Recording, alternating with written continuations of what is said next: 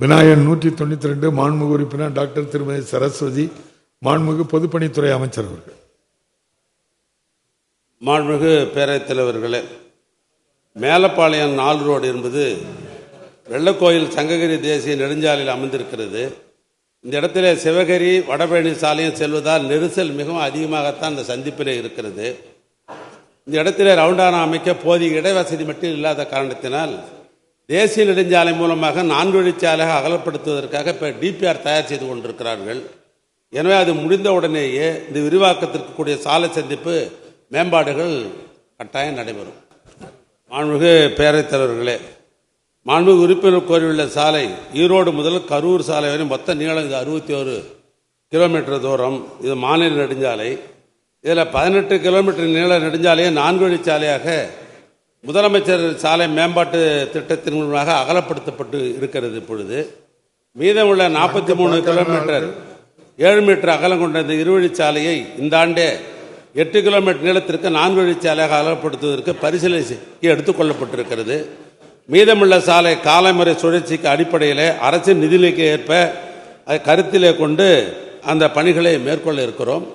மற்றொன்று, கேட்புதூர் மற்றும் ஆரியாங்கட்டுப்புதூர் ஆகிய இடங்களிலே குறுகலான சுரங்க நிறைவு பாதை உள்ளது. இந்த இடங்களிலே 4 வழிச்சாலையாக அகலப்படுத்த ரயில்வே துறையிடம் கலந்து ஆலோசித்து திட்ட அறிக்கையை தயார் செய்ய சொல்லியிருக்கிறோம். அது கிடைத்தவுடனே அதற்கு முன்னுரிமை அளிக்கப்படும். மாண்புமிகு பேரவைத் தலைவர் அவர்களே, நம்முடைய சட்டமன்ற உறுப்பினர் அவர் கோரிக்கை இப்பொழுது பரிசீலனையில் இருக்கிறது.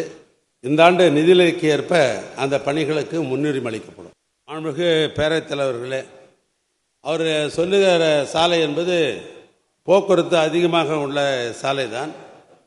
பொதுவாக ஒரு சாலை அமைக்கிறோம் என்று சொன்னால் அதற்கு 5 ஆண்டு காலம் நிறைவடைந்த பின்பு தான் அது ரினியூவல் செய்வதாக இருந்தாலும் விரிவுபடுத்துவதாகவும் செய்ய முடியும்.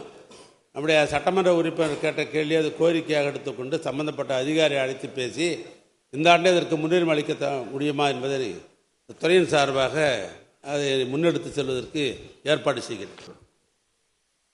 மாண்புமிகு பேரவைத் தலைவர்களே, இந்த ஆட்சியை பொறுப்பேற்ற உடனே ஏறத்தாழ 71 பாலங்கள் நிலுவையில் இருந்தது. ஒன்றன் ஒன்றாக அது ஆய்வு நடத்தியதன் அடிப்படையிலும் நேரடியாக தளத்தணிக்கை செய்த அடிப்படையில் 35 பாலங்கள் நிறைவடைந்திருக்கிறது. ஏனைய 35 பாலங்களிலே ஒரு பாலம் தான் இந்த பாலமும். ஆனால் தொடர்ந்து அது சம்பந்தமாக ஆய்வு மேற்கொண்டு இருக்கிறேன். அதற்கு வேண்டிய நிதியுதவிகளும் அரசின் சார்பாக பெற்று தந்து கொண்டிருக்கிறோம். அவர் சொன்ன அந்த பாலத்திற்கு கட்டாயம் முன்னுரிமை அளித்து, ஏன்னா அது முக்கியமான ஒரு ரயில்வே பாலம் என்பதை நானும் நேரடியாக அறிவேன். இந்த செஸ் காம்படிஷன் நடக்கிற பொழுது நானே நேரடியாக அதை பார்த்தேன்.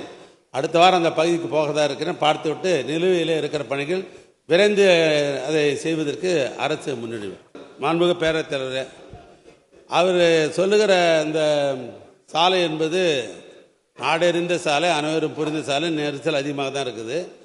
பேசன் பிரிச்சியே அதை அகலப்படுத்த முடியுமா என்று நம்முடைய சட்டப்பேரவை உறுப்பினர் சேகர் அவர் கேட்கிறார்கள். அந்த பகுதியில் இருக்கிற பொறியாளர் இப்போ பேசன் பிரிட்ஜ் என்பது ஒரு புகழ்பெற்ற அந்த காலத்தினுடைய பிரிட்ஜு. அதுக்காக மாற்று இன்னொரு பிரிட்ஜு போட முடியுமா, இல்லை இதே விரிவுபடுத்துமா என்பதை நாங்கள் அலசி பார்த்து டெக்னிக்கெல்லாம் அழைத்து பேசி அது சாத்தியக்கூறு இருக்குமே. ஆனால் இந்த ஆண்டே அதற்கு முன்னுரிமை அளிக்கப்படும். மாண்புமிகு பேரவைத் தலைவர்களே, நம்முடைய சட்டமன்ற உறுப்பினர் ராமச்சந்திரன் கேட்டுக்கொண்டதற்கு அந்த பகுதியில் பல சாலைகள் 4 வழிச்சாலையாக ஆக்கி கொண்டிருக்கிறோம்.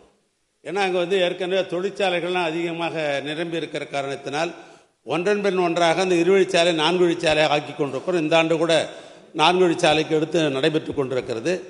அவர் சொல்லுகிற சாலையை இந்த ஆண்டு அதை எடுத்துக்கொள்ள முடியுமா என்று பார்த்து நிதிக்கு நிலைக்கு ஏற்ப அதை நாங்கள் செய்வோம். மாண்புமிகு பேரவைத் தலைவர், சட்டமன்ற உறுப்பினர்கள் சொன்ன கோரிக்கை விரிவாக ஒரு கடிதம் எனக்கு கொடுப்பாரேயானால் சம்பந்தப்பட்ட அதிகாரியை அழைத்து பேசி அதற்கு முன்னுரிமை கொடுக்க முடியுமா, இந்த ஆண்டு நிதிநிலைக்கு ஏற்ப பணம் ஒதுக்க முடியுமா என்பதை நான் அலசி பார்ப்பதற்கு வாய்ப்பு இருக்கிறது. எனவே நாளை தினம் வருகிற போது விரிவான ஒரு கடிதத்தை நடத்தி தாருங்கள் என்று கேட்டுக்கொள்கிறேன்.